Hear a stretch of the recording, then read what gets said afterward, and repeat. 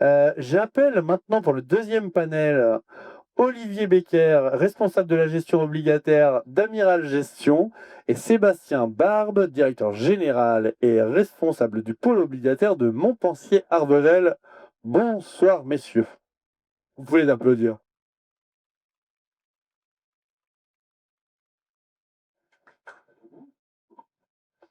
Vous avez vu, il y a plein de monde, hein. Alors, Olivier, on va rentrer dans le vif du sujet. Olivier 2022, une très belle année avec un crash obligataire pour la classe d'actifs. J'aimerais savoir quels enseignements tu en as tirés pour le positionnement global des portefeuilles. Merci Pierre, bonsoir à tous. Peut-être un tout petit rappel de ce qu'a été 2022 quand même, parce que ça a été une année absolument historique pour le monde obligataire, une année au cours de laquelle on a peut-être un certain nombre de certitudes qui se sont évanouies. On était peut-être un petit peu aussi, je dirais, endormi par une dizaine d'années de taux à zéro par la BCE. On s'était habitué à un monde où les taux étaient forcément autour de zéro, voire négatif, et on est sorti de cette léthargie de manière extrêmement violente, puisqu'on a eu une formidable explosion des taux consécutive à l'explosion de l'inflation.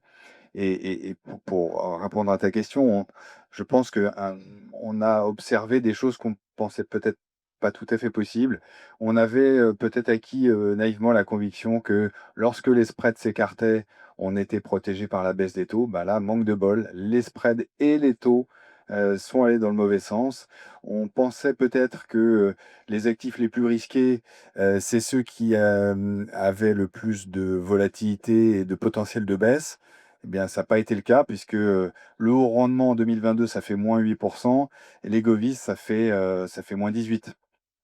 Et l'equity, ça fait moins 8 aussi. Donc, tout un tas voilà, de certitudes qui ont rappelé, je pense, l'importance de la gestion des risques. Ça a été un formidable exercice, je pense, de gestion des risques, et en particulier du risque de taux qu'on avait, encore une fois, un petit peu oublié.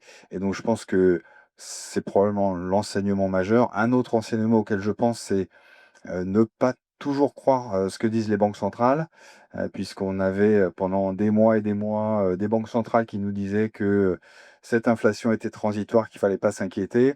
Bon, ils ont réagi, mais évidemment un petit peu tardivement.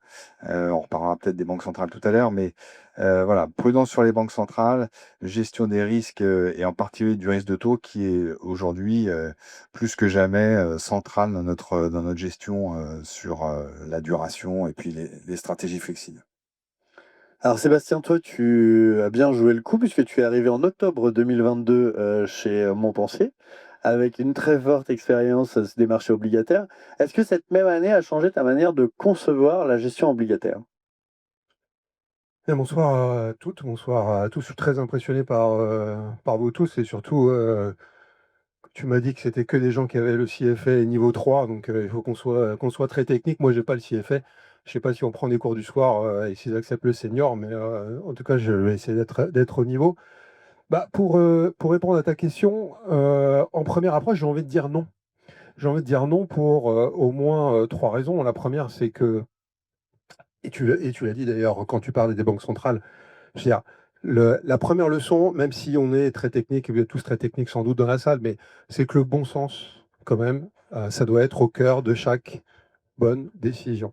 Ça, c'est la première raison. La deuxième raison, bah, c'est que finalement, avec le recul, quand on voit ce qui s'est passé en 2022, bah, c'est que la gestion des risques, globalement dans les portefeuilles, c'est quand même quelque chose d'important. Mais la gestion des risques, c'est pas juste les calculer, c'est là aussi mettre du bon sens. C'est là aussi rechercher les asymétries, c'est là aussi rechercher les fragilités dans un marché. Et d'une certaine façon, à chaque fois que vous prenez une position, regardez ce que vous pouvez gagner, mais regardez ce que vous pouvez perdre aussi.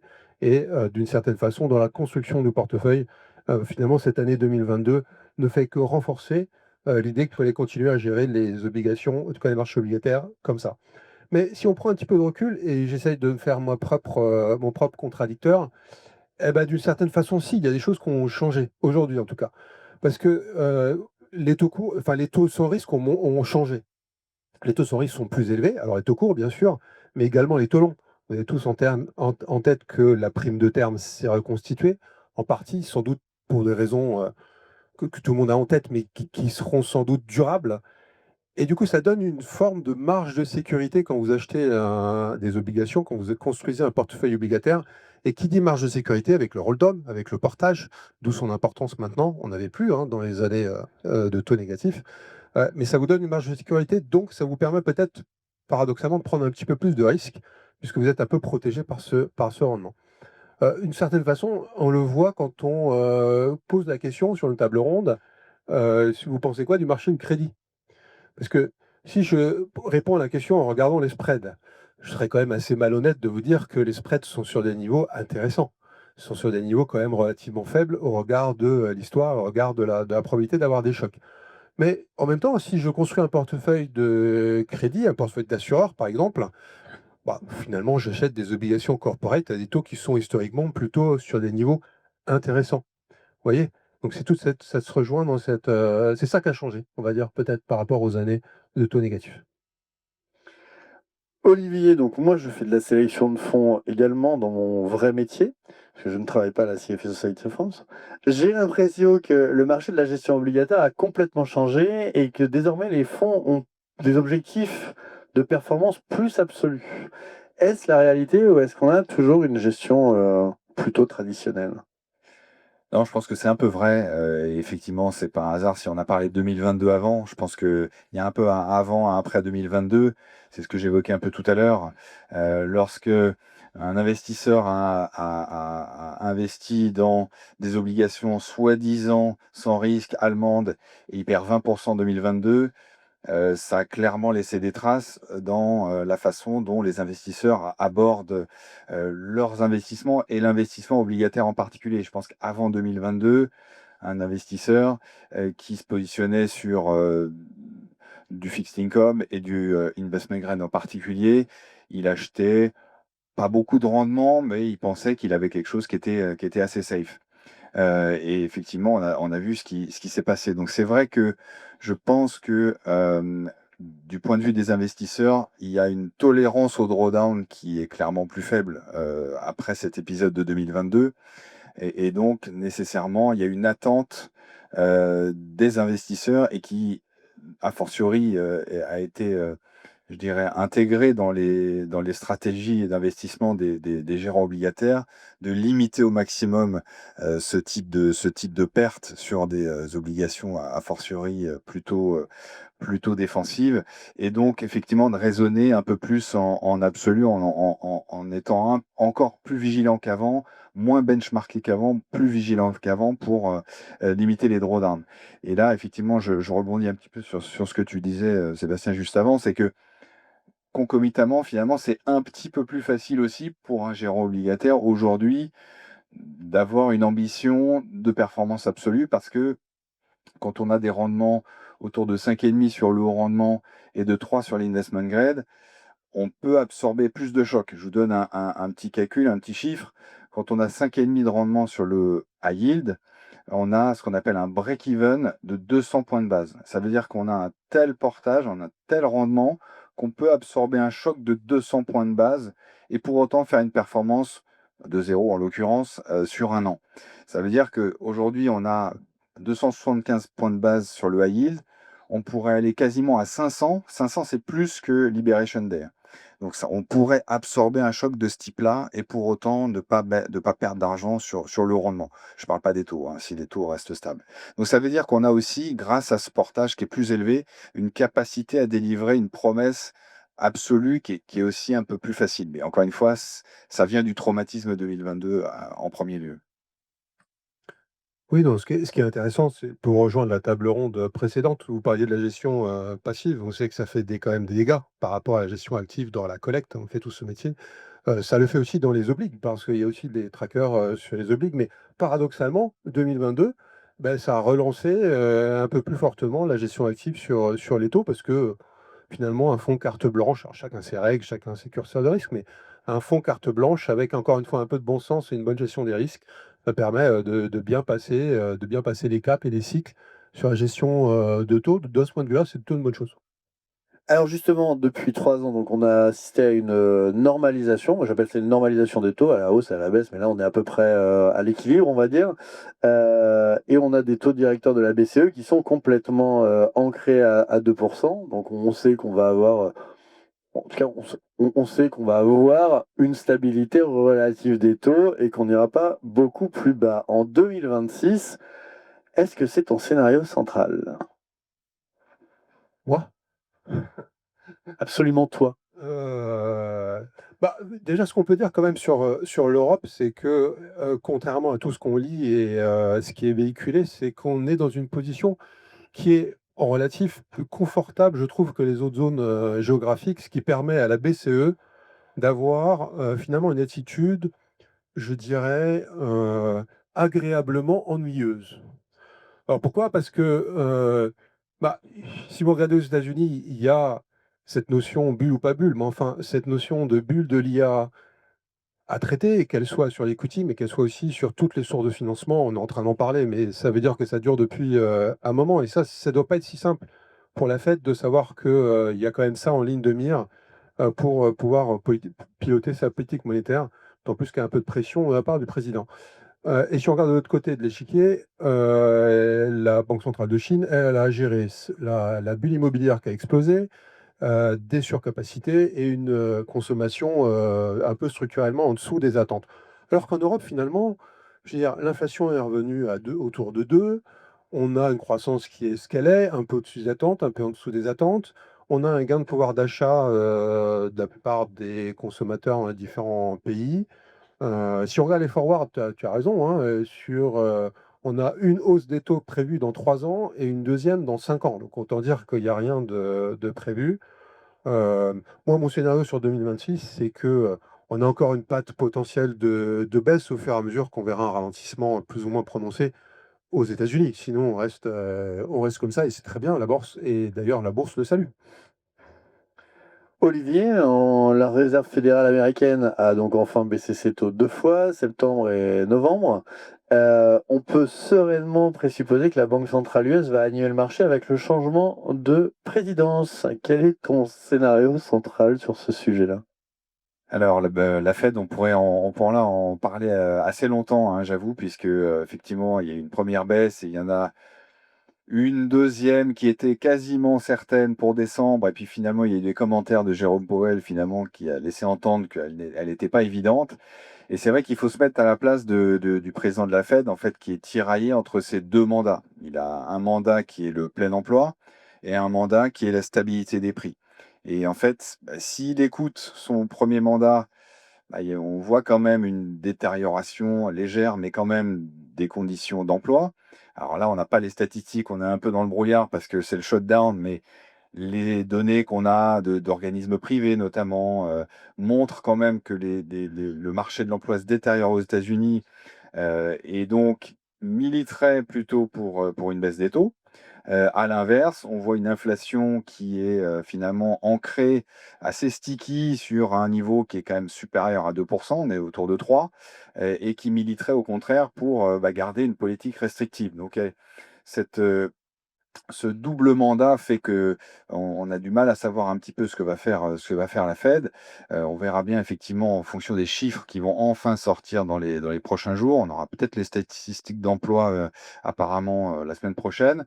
Mais tout ça pour dire que, enfin, en tout cas, notre scénario, c'est qu'il est probable que, les statistiques d'emploi, c'est notre avis, que les statistiques d'emploi soient finalement peut-être un peu plus mauvaises qu'attendues et que donc cette baisse de décembre, elle soit matérialisée, elle soit suivie probablement d'autres. Euh, le marché attend à peu près autour de 3 baisses l'année prochaine avec un taux terminal, un taux neutre autour de 3%. On n'exclut pas que ça puisse être un peu plus bas que ça, sachant que l'inflation, évidemment, il faut la surveiller aussi parce que pour l'instant, le consensus veut que cette inflation un petit peu sticky, ça soit lié, ça soit ponctuel. On vous rappelle, hein, l'inflation ponctuelle, on nous a déjà sorti cette histoire-là, donc à voir. Mais on nous dit que c'est plutôt lié aux tarifs. On verra effectivement si c'est plus que ça. Mais en tout cas, voilà, nous, on est plutôt de l'avis de ceux qui pensent qu'on aura peut-être un petit peu plus de baisse que prévu. Et puis pour effectivement le sujet 2026, c'est aussi évidemment la fin du mandat en tout cas de président de Jérôme Powell, avec la pression que vous avez évidemment tous observée de l'administration Trump pour des baisses beaucoup plus massives, sans y passer trop de temps. Nous, notre conviction, c'est que on n'est pas de ceux qui pensent qu'il va y avoir une baisse massive et un peu déraisonnée à la suite du remplacement de Jérôme Powell. C'est une institution qui fonctionne sur la base d'une majorité des votants et qui cherche généralement le consensus. Et puis par ailleurs, on pense qu'il pourrait y avoir un rappel du marché aussi. Si à un moment il y avait des décisions de la Banque centrale qui étaient totalement décorrélées des données fondamentales comme dans l'emploi ou de l'inflation, il y aurait probablement un rappel du marché. On l'a déjà vu par le passé. Et donc, pour ces deux raisons-là, on ne pense pas qu'il y aura une politique qui va devenir de manière délirante, accommodante, même s'il y a évidemment quelqu'un qui risque de remplacer Powell et qui sera probablement assez Trump compatible pour pas dire plus. Sébastien, alors cette question est vivante en fonction des jours. Donc, grâce à notre instabilité politique, nous avons assisté au retour de la divergence des spreads qui sont en train de reconverger. Penses-tu que c'est un thème d'investissement en 2026 en Europe? Ben, tu dis divergence des spreads, on a plutôt eu cette année, la convergence des spreads vers l'Allemagne, hein, à part pour le pays, sur lequel on se désespère. Et donc ta question, en gros, est sur la France. Absolument. Bon, et la France, si je voulais la résumer, j'aurais envie de dire que je suis, on va dire, modérément inquiet. Modérément inquiet d'abord, quand même, parce que, au moins pour 3 raisons. La première, c'est qu'on ne voit pas, heu, de leader politique, crédible au sens, avec un électorat qui aurait la majorité et on voit bien que c'est très compliqué, quel qu'il soit, de, faire des réformes dans ce contexte-là. La deuxième, c'est que, mais j'en discute avec ma femme des fois, parce qu'elle a ce réflexe aussi, c'est on a un peuple quand même en France qui est vis-à-vis des questions économiques, mais pas que, mais qui est profondément socialiste dans l'âme. Je pèse mes mots, et je pense que dans cette salle, on les partage. Que fait l'État? Il y a un problème, que fait l'État? Hein, souvent ça. Même la canicule en 2003, c'est qu'a fait l'État? Heu et puis il y a aussi ce côté, on est tous prêts à faire des efforts pour les autres, mais pas nous, quoi, hein. C'est, que les autres fassent des efforts. Ça, c'est profondément quand même embêtant dans la conduite de notre pays. La 3e raison, c'est que notre dette est une dette en devise étrangère. On peut pas, comme au Japon, finalement laisser filer le change avec une politique expansionniste forte et puis finalement réparer les choses avec, un appauvrissement collectif. Nous, c'est forcément plus brutal puisque c'est notre devise bien sûr, mais celle de la zone euro. Après, il y a des côtés positifs aussi, c'est-à-dire que, bon, ils sont peut-être moins importants, mais, quand on regarde la dette sur PIB, quand on regarde le coût de la dette, quand on regarde, notre échéancier de dette, c'est pas terrible. Ça va se dégrader trimestre après trimestre, mais enfin, on a encore un peu de temps devant nous. Les niveaux ne sont pas encore démesurés. Les pays qui sont pires que nous. Ça, c'est le premier point. Le deuxième point, c'est qu'on sait ce qu'il faut faire. On n'a pas de majorité politique pour le faire, mais on sait ce qu'il faut faire. C'est pas comme si on était devant, quelque chose d'inconnu, même si on sent qu'on touche, vraiment, encore une fois, à ce cœur du peuple français qui a on n'est pas au bord de la guerre civile, mais enfin, il y a quand même des vrais antagonismes. Puis la troisième raison, elle est peut-être plus, dont on a peut-être moins parlé, mais ça, je dis ça depuis l'élection de monsieur Trump, c'est qu'on est quand même le seul pays en zone euro qui avons la bombe atomique et puis qui sommes bons en défense. Et ça, mine de rien, je rapproche de ma troisième source d'inquiétude, qui est le fait que c'est pas notre devise. C'est que si un jour il y a quand même un sujet et que, on peut pas dévaluer, on a besoin de la BCE, on a besoin de tout ça, on a besoin de nos amis européen, elle sera peut-être un peu plus facile, pour la France, compte tenu de son poids, sur ce sujet militaire, qu'un pays secondaire en termes de taille, en tout cas d'importance de ce point de vue-là. Voilà, bon, tout ça pour dire que bien sûr que c'est un sujet, de temps en temps ça monte, de temps en temps ça baisse le spread.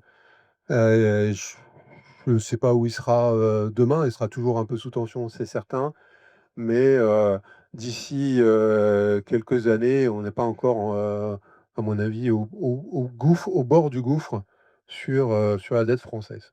Je sais pas si j'ai répondu à ta question. Ouais, et puis c'est vraiment plein d'espoir. Olivier, un nombre croissant d'obligations investment grade traitent sous l'OAT, dont le spread avec le Bund se maintient, alors se maintient plus puisqu'il se resserre, vers 70. Le crédit européen est-il un actif réellement moins risqué que les États comme la France ou l'Italie? Alors oui, c'est vrai qu'on assiste à quelque chose d'un petit peu particulier et ça fait peut-être avec le lien avec ce que vient de dire Sébastien, c'est comment on en est arrivé là? Comment on en est arrivé à ce que on ait effectivement une petite dizaine de pourcents, probablement des indices, qui traitent sous l'OAT? On a d'un côté, la description apocalyptique, de la France, qu'on vient d'avoir, effectivement avec des spreads, un spread Bund OAT qui se maintient à des niveaux assez élevés, autour de 80 points de base, hein, qui reflète cette instabilité politique, qu'on connaît tous. Et qui reflète surtout le fait qu'on a entre 5 et 6 de déficit et qu'on a une dette qui représente pas loin de 120 du PIB. Donc ça, c'est quand même une détérioration, si on parle en investisseurs, en détérioration des ratios de crédit des États et bon, de la France en particulier. Ça, c'est d'une part. Et d'autre part, en revanche, du côté des corporates, on a des corporates qui, Dieu sait s'ils ont été soumis à des challenges au cours des dernières années, avec le Covid, avec l'hyperinflation en 2022. Mais force est de constater que les corporates, ils ont bien géré ces phases-là. Ils ont bien défendu leur ratio de crédit. Ils ont de les liquidités au bilan. Ils se sont refinancés. Ils ont protégé leurs marges. Ils ont continué de croître pour la plupart. Donc, il y a une espèce voilà, de dichotomie entre les États et les corporates. Les États un petit peu mal gérés, enfin pas tous, hein, on y reviendra peut-être, et les corporates qui globalement ont bien résisté. Et donc, c'est vrai qu'on arrive à cette situation où si on investit dans une obligation LVMH à 10 ans, ça rapporte moins que l'OAT. Alors, est-ce que pour autant, on peut dire que c'est moins risqué? C'est vrai qu'aujourd'hui, nous, tactiquement, nous, chez Amiral Gestion, on préfère investir dans de la dette corporate. Est-ce que pour autant, on peut clamer que c'est moins risqué?